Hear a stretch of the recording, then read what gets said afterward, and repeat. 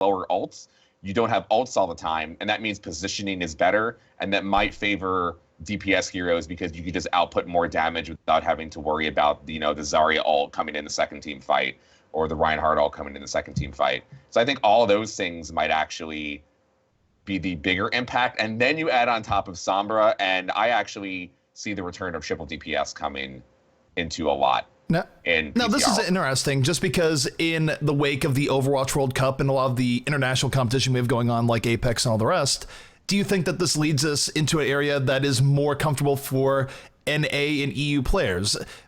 Because when you take a look at the Korean scene, it feels like they're really, really good at tank and support play, and they get a lot of mileage off that, but how effective is Amiro when he's going up against triple DPS that are all really, really excellent? Do you think that pushes the mass tank play off a little bit? Well, I for sure believe that the tank play has definitely helped the Korean scene win along these times. They've also loved to play Reaper throughout even closed beta. So I think the meta could definitely help the Korean teams throughout that, and that the Western players are still, the majority of them, a little bit better mechanically on hit scan characters, and because those are going to come back, I think they'll be doing a little bit better. That'll be interesting, especially, I don't know when the next patch is hitting. I don't know if it hits before something like Apex is completed. I'd have to go look at the dates, but that'd be interesting if the patch did hit mid-tournament or something along those lines, and sort of gave your rogues and enviouses a bit of a leg up. But either way, we are getting in here at Route 66. This is the Alienware monthly melee. Just a little bit of fun speculation while holding on. It is going to be Immortals here on the defense to start things off. Grim Reality opening up here on the McCree. Agility's on the Reaper. So they're not going for a whole lot of control here, Hex. They're just going for raw brute power. No, not at all. And they're showing their comp. They're just hanging out right in front of the door. I was hoping they were going to do something cheeky that I think maybe we saw Kingdom do last melee, of holding the front train car and then just jumping down on them, hoping to win that fight, and they did. And it was glorious, but right now they're just going to all back out. That was odd. I don't think I've ever seen a team just walk up to the front door and hang out like that. So we'll see where they want to hold on this as far as the defense goes. But no, nothing super out of the ordinary. Grim Reality on that McCree. Agility's going to play defensive Reaper. Kaka in the offensive Hanzo is not necessarily a super out of the ordinary pick. Yeah, because he switches. I was going to say offensive Hanzo on Route 66 would be something new. I think they just wanted to make sure there was nothing super cutesy happening where you had an entire team in the train car. Exactly. That was just a pure, we don't want to deal with this type setups. So other than that, C9 going pretty standard here. Again, be putting their hopes and dreams in Surefour's Genji. Surefour, of course, man of many talents. Not quite as good as Tasumi, but he tries. Who can be? Still waiting for that Tasumi Pluppy 1v1. It'll happen. Tasumi Pluppy. That would be the dream. But we see Surefour right now almost has Dragonblade up. Is able to create enough of distraction. Mendo takes down Agility. So 65 for C9, and it's nothing flashy. They're just grinding down Immortals right now.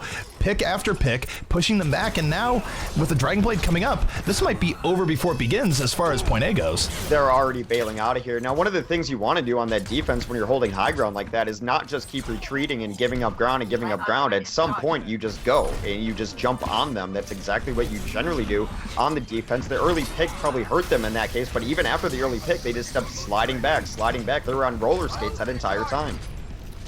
You take a look at Surefour right now, holding on to the Dragonblade. Gonna be able to come around the back line. A lot of momentum here for the C9 team, so we're gonna keep an eye on Surefour here, as he's very likely to go in here in just a moment. But while they have 5 on the payload, he doesn't really feel the need to go in right now. I mean, why? C9's getting everything they want and more.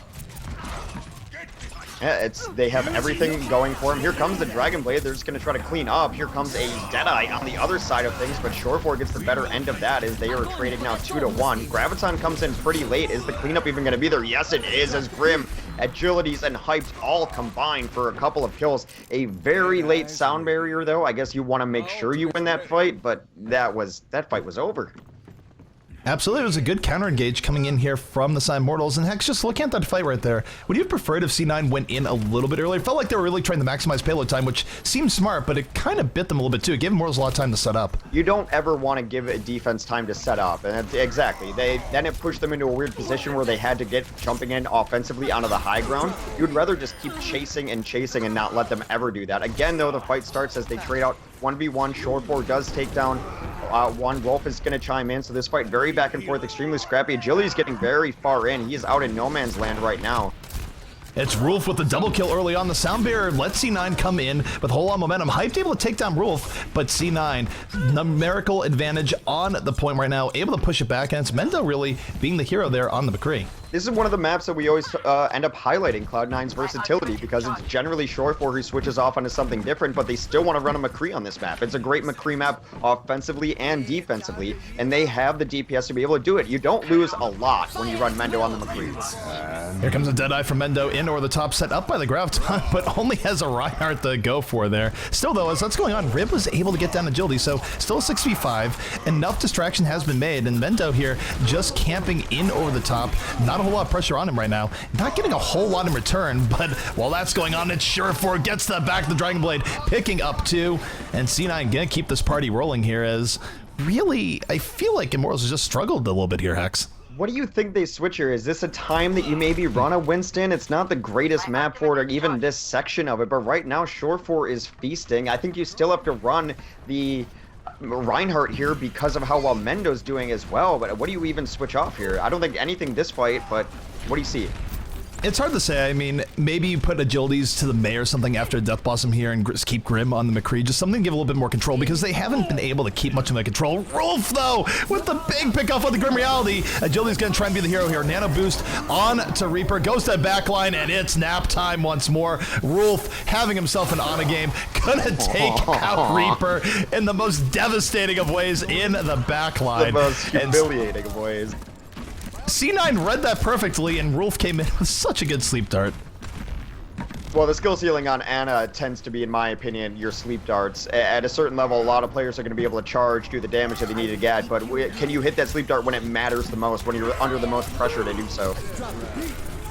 Alright, we do have a Deadeye coming out here from C9. Mendo looking for those skulls. Not able to get here just yet. Rolf trying to support in the backline, but defense looking like they're going to be pushing C9 back at least once.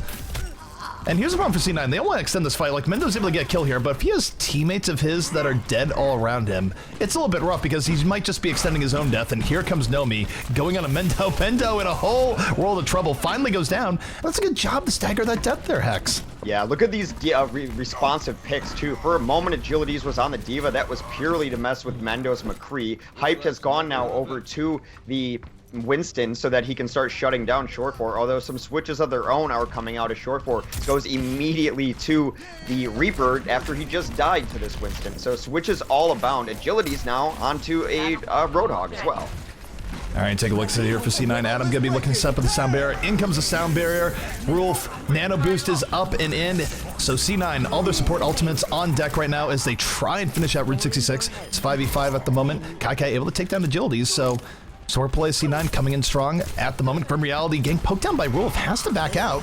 And oh, from downtown, Rolf taking down Ethan with the with the biotic grenade towards the very end. So just like that, C9 in a great position now to finish out this map. You see these roster pickups, all sorts of them just showing up at different times. We saw amazing play from Rib earlier. Mendo has had great games as well. This was the Rolf show, who I thought was probably the best pickup that they made on this roster. After his E-League performance on Zenyatta, but he's also shown that he can be a great Ana. Slasher mentioned the versatility of being able to only run 2 supports, in running just an Ana and having the skill to do it. Rolf, one of the best in the world, doesn't miss darts. And it's so much pressure. I don't think people understand how hard it is to hit a sleep dart in general, because it is a strange ability, the delay on the fire and just kind of how it moves. And then to hit it when you have to, or your whole team dies. And he simply doesn't miss those.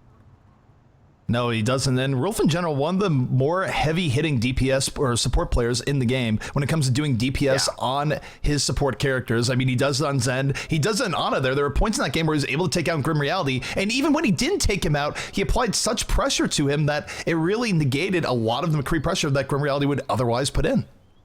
Yeah, I mean, there's a lot to be said about hitting one shot on Ana and then just leaving it at that. Because if you can make them retreat, that's fine, and you're out of line of fire. So hitting the one shot on any DPS or anyone really is Ana from far away, calling that target, and he's used to calling out who's discorded. So call out who's actually eaten an Ana dart right there, and he's been playing phenomenally. That was an amazing time on Route 66. It's going to be a tough time to beat for Immortals.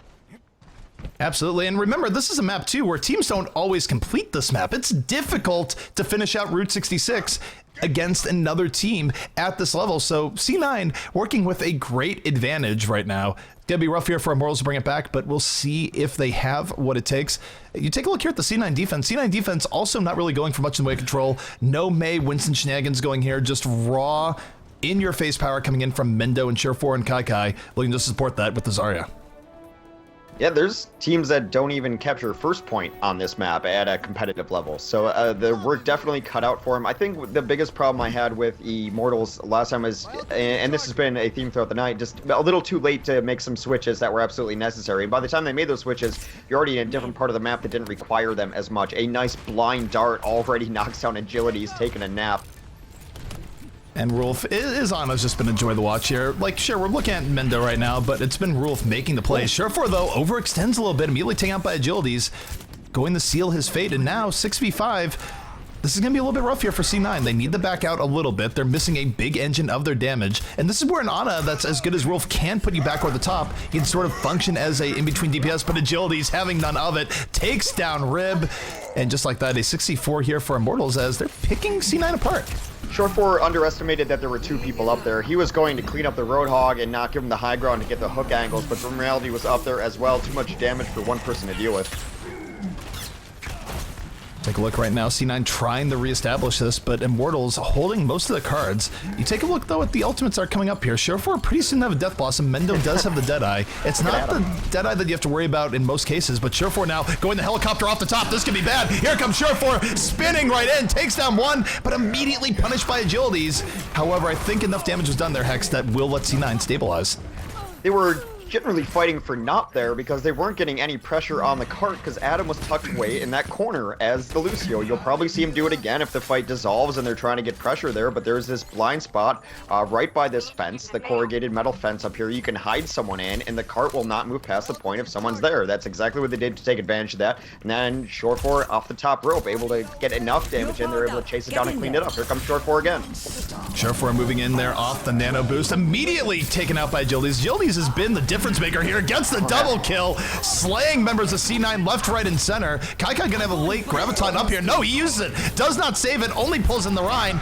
Can't help but feel like that might have been a little bit of a mistake, but no, he does take down Nomi. Nomi did not have any support near him, so Kai's gamble paying off. And we'll see if C9 can continue holding it. They are down some members, but Soundbarrier comes in, and they're pushing this right back here, Hex. I feel like Cloud9 does not necessarily save ultimates that could win fights, or they feel like if we can just devolve the fight a little bit, then I think we can win our 1v1s that will come out of it. So they feel okay throwing ults into one person or two people just to even the odds up, because I feel like even if they're down one player in a fight, they have like confidence that they're going to win all of their mechanical duels, and generally they do.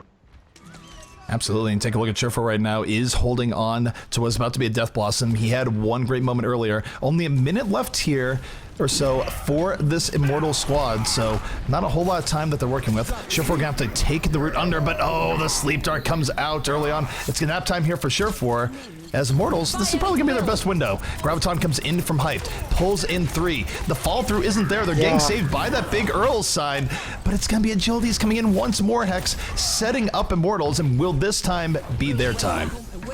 Nomi gets another kill. Here comes Mendo up over the top. Does get boosted on the McCree. Like Slasher said, it is something that mostly only Cloud9 will run. But right now the fight's still kind of devolving. It's definitely Immortals with the player advantage right now. Adam trying to save the cart there early. And even though a kind of shoddily used Graviton was not exactly what they wanted, they are going to get this first point, but at a much slower rate. It is much slower, and I gotta say, Rolf somehow magically lived. The hook like put him over Agility's head, and he came really close to soloing down Agility's. Unfortunately for Rolf, his team was dead all around him, but Immortals right now seizing the initiative. Here comes a nano boost. I'm a little bit concerned over this. I don't think that was really necessary. He already had the kill to begin with, but ends up finding Surefour just from how darn quick he was towards the end, so kind of worth.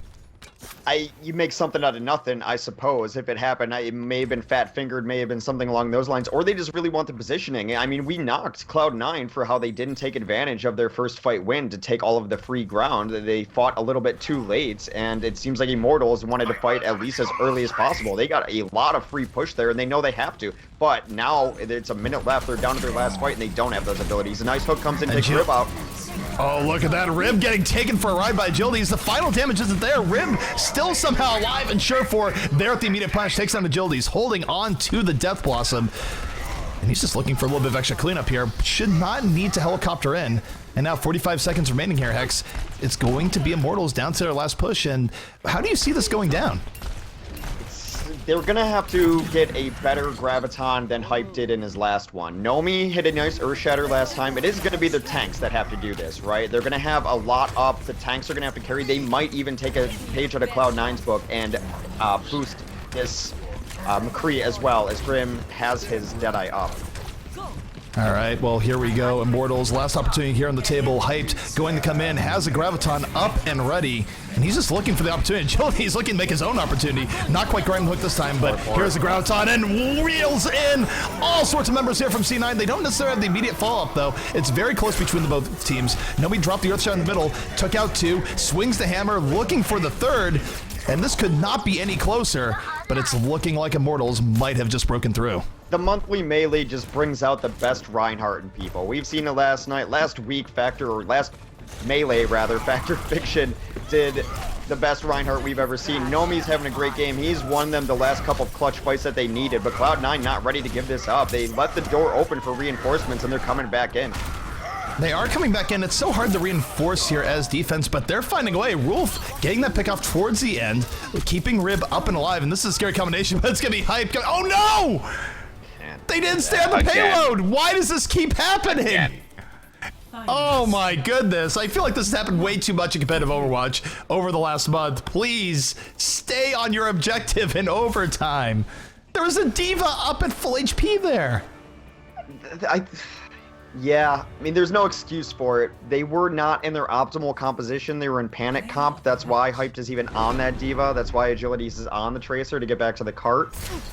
But you have to know the situation better than that. Well, Play the Game does come out here from Nomi, but it was right at the end where they were keeping things forward. But I gotta say, that at the very end, it's one of those things where I understand if everyone's low HP and they're sort of dancing around, but Hyped was a full HP D.Va, and he went for the isolation rather than just getting on the point. Yeah. I mean, I'm sure he thought that everyone else had it covered, but oh my goodness. Rough times there for Immortals. C9 taking the first map.